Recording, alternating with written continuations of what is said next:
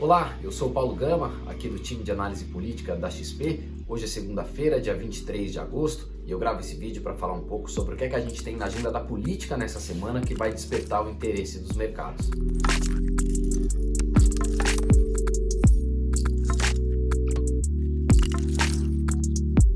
Semana que deve continuar a reverberar a decisão do presidente Jair Bolsonaro da última sexta-feira de apresentar ao Senado Federal um pedido de impeachment contra o ministro Alexandre de Moraes do Supremo Tribunal Federal. O pedido do presidente vem depois de algumas decisões do judiciário, entre elas a que incluiu o próprio Bolsonaro no inquérito das fake news e também a decisão de mandar prender o presidente do PTB, ex-deputado Roberto Jefferson, aliado do Bolsonaro. O senador Rodrigo Pacheco, presidente do Senado, a quem cabe decidir pelo andamento ou não desse pedido, já disse que não vê elementos suficientes para aceitar o início da tramitação, mas ainda assim o pedido vai ter consequências nesses próximos dias no ambiente político. O primeiro deles é ampliar ainda mais esse clima de indisposição que já existe entre o Senado Federal e a Presidência da República, o que deve ter desdobramentos no andamento da agenda econômica do governo dentro do Senado. E a apresentação do pedido marca de alguma forma essa decisão do presidente Jair Bolsonaro de se sobrepor ao aconselhamento que vinha sendo feito pelo entorno político dele,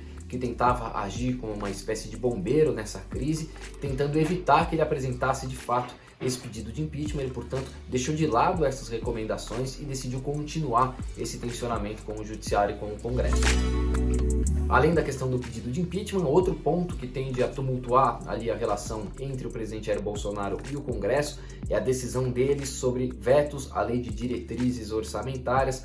Um dos pontos vetados foi o fundo eleitoral, que previa 5,7 bilhões de reais para a disputa das eleições de 2022. O veto, portanto, pode causar algum tipo de indisposição entre o presidente e o Congresso. Na contramão disso, o governo decidiu manter dentro do orçamento as emendas de relator, aquelas que têm o marcador RP9, que ficaram famosas na discussão do orçamento desse ano.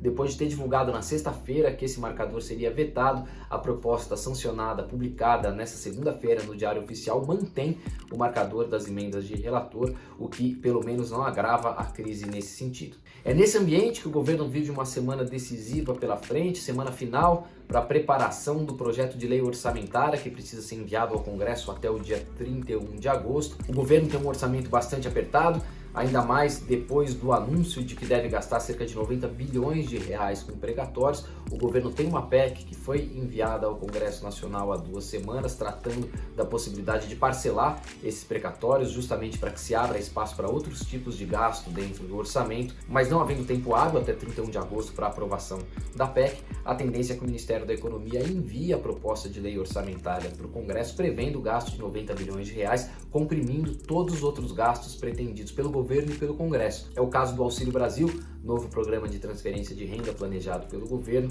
que o Palácio do Planalto espera injetar um acréscimo ali de perto de 30 bilhões de reais em relação ao orçamento que a gente tem hoje para o Bolsa Família.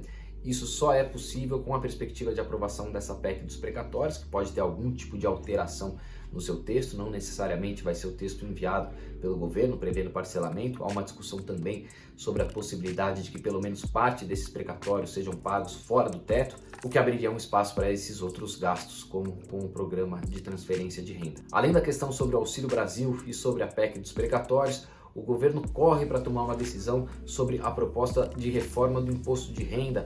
Ela chegou a ser pautada na semana passada, mas não houve consenso e o plenário da Câmara acabou decidindo retirá-la de pauta, jogando para frente a decisão. O governo ainda busca uma equação que não desagrade setores econômicos, estados, municípios e o Ministério da Economia, o que parece bastante difícil de se chegar a um consenso. Por fim, vale mencionar Semana de Expert, que vai ter a presença de grandes nomes da política e da economia discutindo conosco o cenário de Brasil e perspectivas para esse restante de ano. Eu volto então na próxima segunda-feira, falando também um pouquinho sobre o que é que a gente conversou com essas figuras na Expert 2021. Até lá!